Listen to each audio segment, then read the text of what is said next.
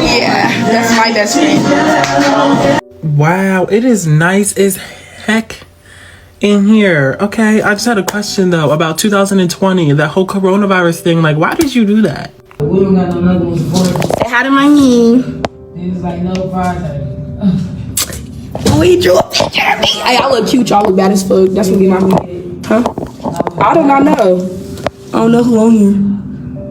And I'm Late night shooting in a shopping center parking lot. A woman is killed, and days later, the shooter is still on the run.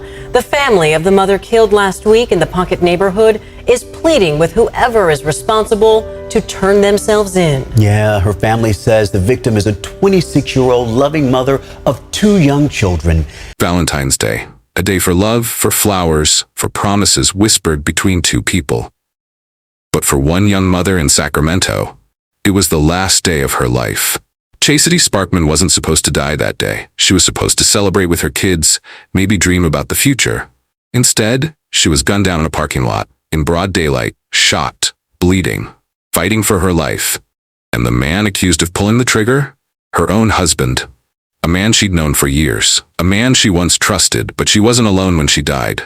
Someone else was there. Someone who may have seen it all unfold, or maybe had a hand in it.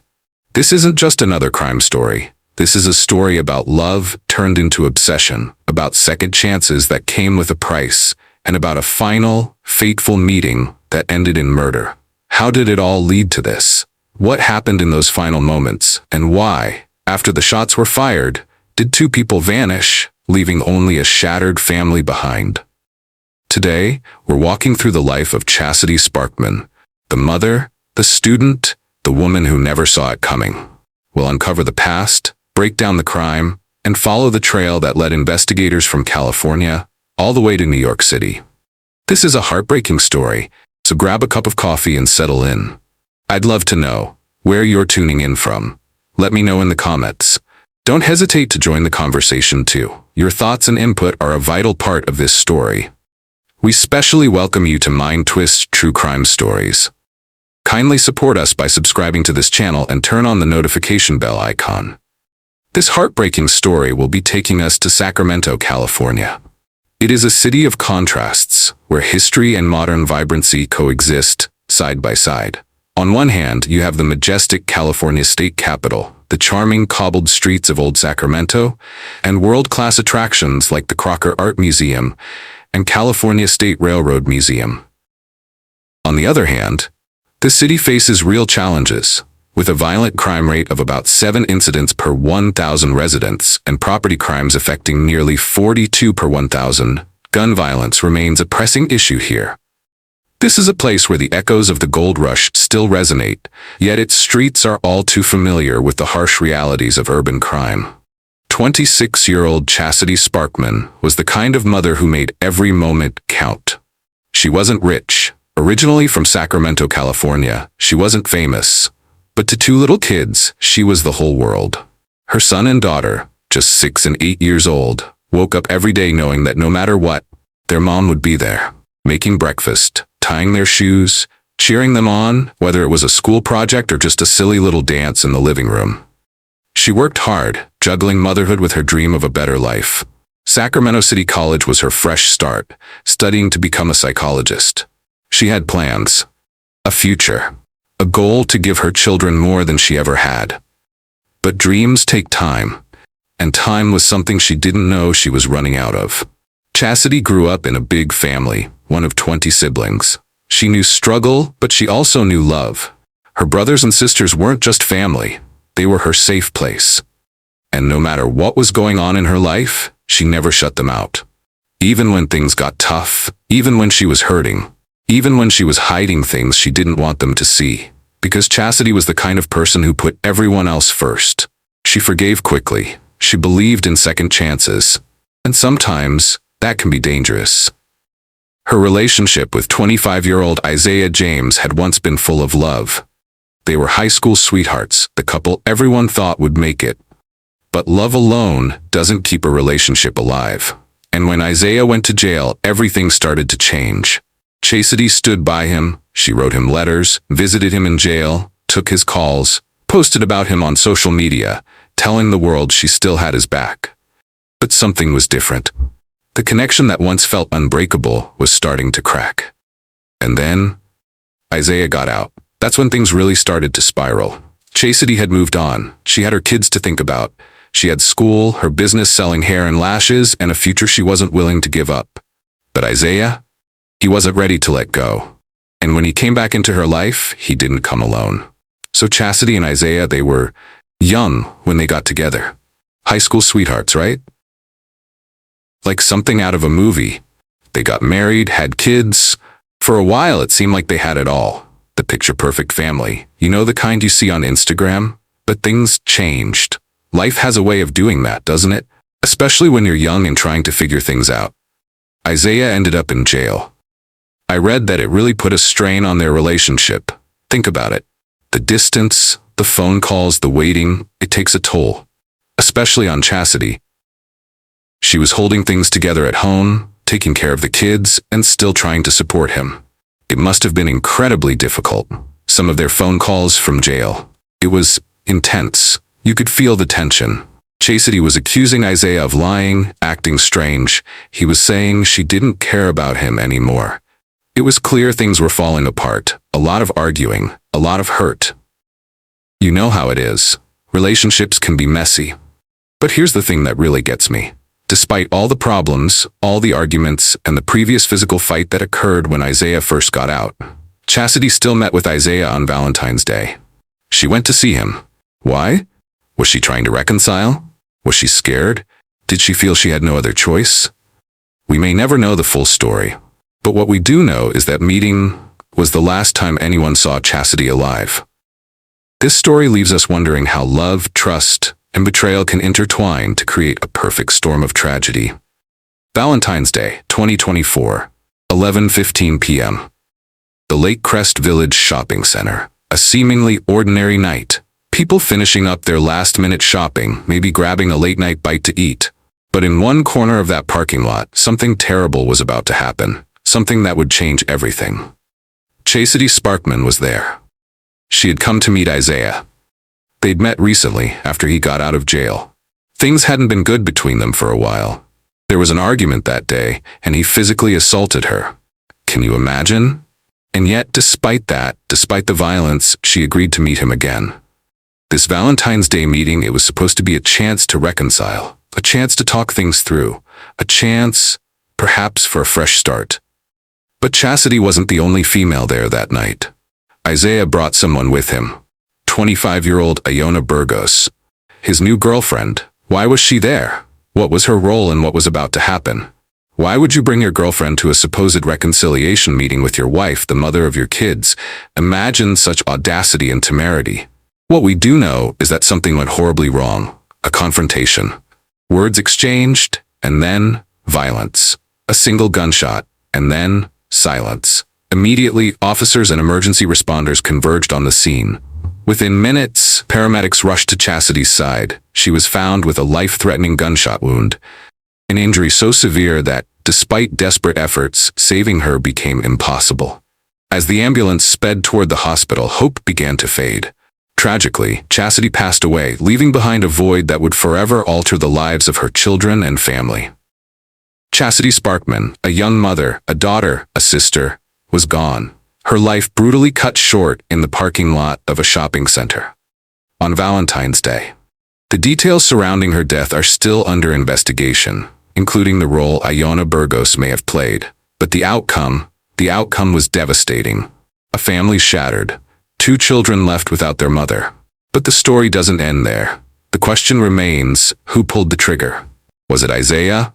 Was Iona involved? What was the motive? The search for answers and for justice was just beginning. Thanks for joining us. I want to get straight to breaking news this morning. We're following that breaking news in Sacramento, where it's happening. Investigators looking into reports of an overnight shooting. Fox 40's Monica DeOnda live in Sacramento covering local news that matters. Monica, exactly where is this and what do we know so far?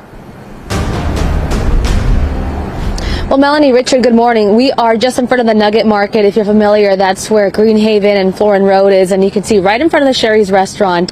This is where we have the caution tape here. Sacramento police investigators are on scene, and they are zeroed in on this white vehicle that you see there off in the distance. And there's various markers around the car, evidence markers, and off to the side, there's more than a dozen that we've counted. So this is the area they've been focused in on, that we've seen investigators out here since 4 o'clock this morning, snapping pictures and just trying to figure out what exactly may have taken place here. We have reached out to Sacramento Police Department, and they tell us that around 11 p.m. last night, they responded here to reports of a shooting. Now, this is new information that's just coming in to me. They say they found a female adult victim with at least one life-threatening gunshot wound. She was taken to an area hospital by Sacramento Fire Department, and just learning right now, Melanie and Richard, that female has died. So they are saying that homicide investigators are on scene. Again, this is new information we just got in right now. One female, a woman that is, has died due to some sort of a shooting that happened here. Imagine waking up one morning and hearing that someone you know, someone young and full of life, was murdered. Just like that. Gone. That's what it was like for Chastity's family and friends. The news of her death spread like wildfire. It was a gut punch, a shock to the system.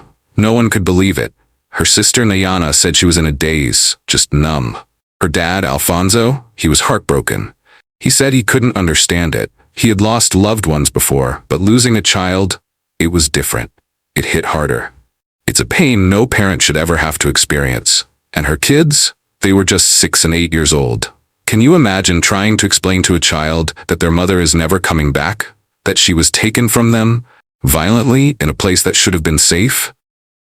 It's heartbreaking. But even in their grief, Chastity's family was determined. They wanted justice. They wanted answers. They wanted to know who took Chasity from them and why. And they weren't going to rest until they got those answers.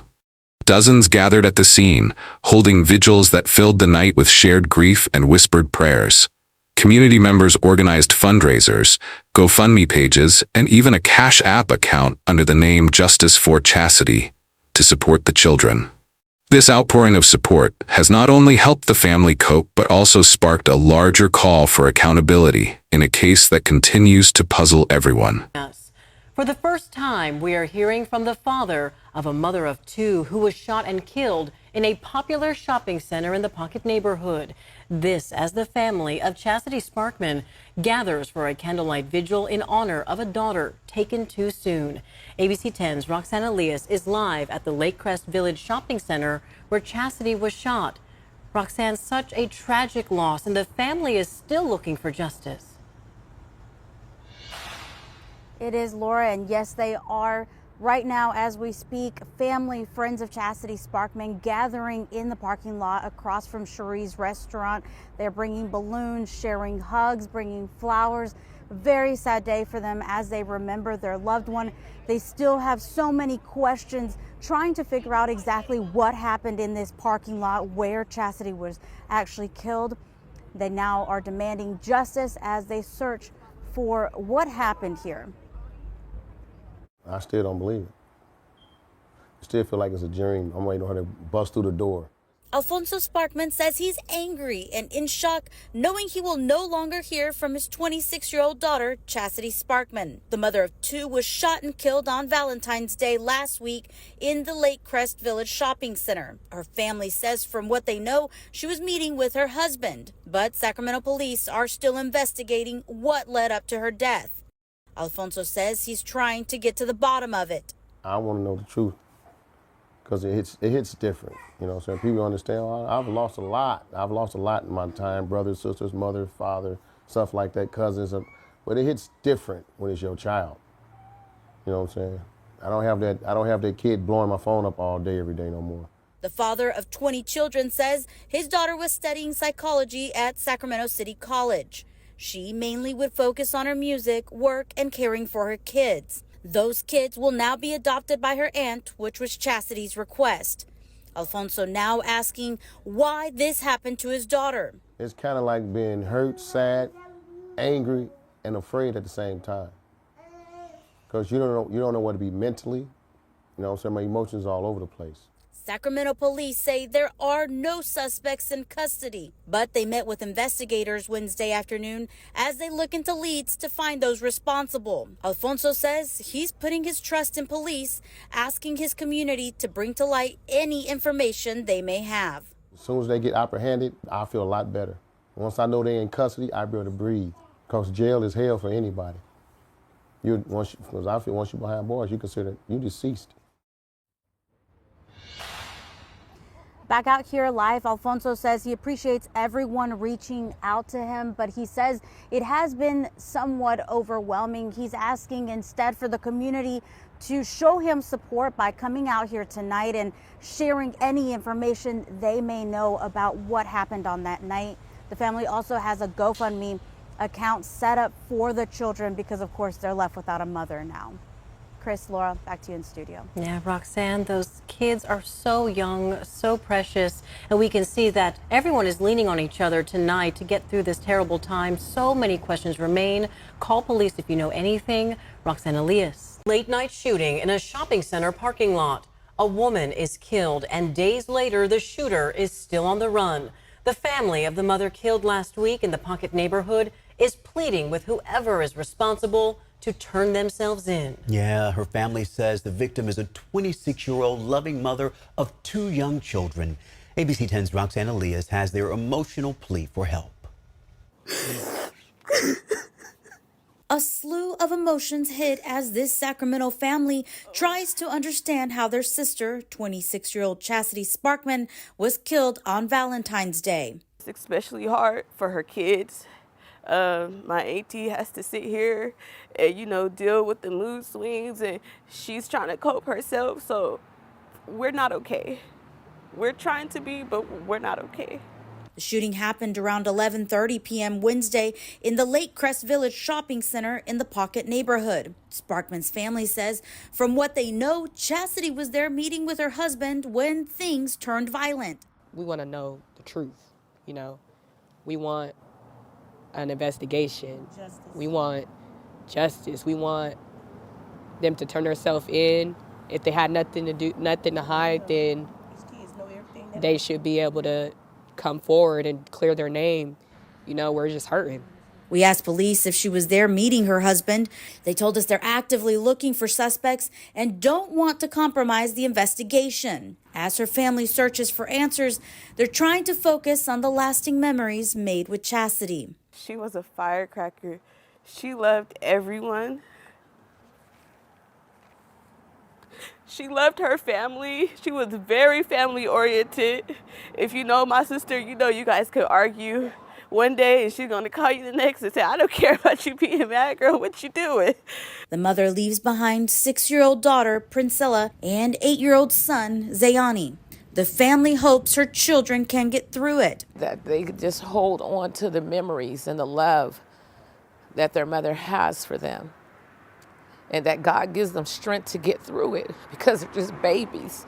Her sisters, parents, and children hope the shooter will come forward and turn themselves in. It's to do the right thing so we have our closure. She deserves that. She deserves it. She was such a light. She didn't deserve to die the way she died. She didn't deserve it. A light taken way too soon. Again, the victim was just 26 years old. And if you'd like to help the family, they have set up a Cash App account where you can make donations for the children. We'll have that on our website, abc10.com. Meanwhile, the family is also pleading with the community to come forward to the police if they saw or know anything about the case. We're also told there is a vigil planned at the Lake Crest Shopping Center Wednesday at 6 p.m. The Sacramento Police Department immediately launched a full-scale investigation. Detectives, forensic teams, the whole 9 yards. They were determined to find out who killed Chasity Sparkman, and they weren't going to let anything stop them. But here's the thing. The investigation took a surprising turn. Remember Isaiah? Chastity's estranged husband? Well, he and Ayanna? They weren't in Sacramento. They had disappeared, vanished into thin air. Where did they go? Why did they run? The police were baffled, but the cops weren't giving up. They reached out to the FBI, and together they started tracking down leads, following every possible trail. It was like a game of cat and mouse, with the investigators closing in step by step. And then, a break in the case, a tip. a lead, and suddenly the search shifted, all the way to New York City. Can you believe it? They had gone across the country, but they couldn't outrun the law. On March 12, 2024, almost a month after Chastity's death, Isaiah James and Ayanna Burgos were arrested in New York City, caught. Finally. It was a huge moment for the investigation, a sense of relief, of justice being served.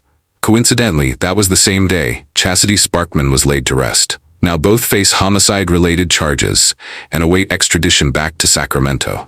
But for Chastity's family, it was a bittersweet moment. Relief that the suspects were in custody, yes, but also a fresh wave of grief. The reality of their loss hitting them all over again, and the long, agonizing wait for justice was just beginning. Let's start off with that breaking news. This is out of New York City, where police say they arrested 2 people connected to a murder here at home. Sacramento police say the shooting happened around 11 o'clock Valentine's Day. The woman who was shot died at the hospital. Since then, detectives tracked down and ID'd Isaiah James and Ayanna Burgos as the 2 suspects. They're waiting to be sent back here, 3,000 miles away, to face homicide charges. There's no word on how they knew the victim. New tonight, the family of a mother killed on Valentine's Day is breathing a sigh of relief as they are one step closer to justice. Sacramento police arrested 2 people suspected in the death of Chasity Sparkman. ABC 10's Garshpal Sangha joins us live in studio with where the investigation stands now and the family's message. Garshpal. Yeah, Laura, the family has so many questions as to why this happened, and they're hoping those answers come soon as the 2 people arrested go through the judicial system. Out of Laura's relief, it was a relief. Relief after almost a month for Alfonso Sparkman and his family. Sparkman's daughter, Chasity, shot and killed in the Lake Crest Village shopping center on Florin Road in Sacramento. See, I can't understand, so I'm still in a daze. It's been a month and I'm still my mind is still, I ain't wrapped my head around it. It was frustrating, very frustrating. The act of not knowing what's going on. Sparkman says he was blindsided by the heartbreak of losing his daughter, but thankful arrests have been made. Chasity is described as energetic, outgoing, and always with a smile. Her 2 kids, 6 and 8 years old, left behind. We'll never get that back, but be happy and we cherish the time that God did allow us to be with her. The Sacramento Police Department says Isaiah James and Ayanna Burgos, both 25 of Sacramento, were taken into custody in New York City. Our hope is that, just at the very minimum, we can provide some justice and some closure. Officer Anthony Gamble with the Sacramento Police Department says with the help from the FBI, they made the arrests. Just because you commit a crime here and you think that you're going to get away by going to another city or another state or across the country, our investigators are really world class and they're going to find you. The family says they were surprised these suspects were arrested in New York, but now they're turning their attention to the children as they live life without their mother. But when they found out, they're relieved just as much as anybody else. I know my nephew, he said that he got some good sleep. So, that says everything.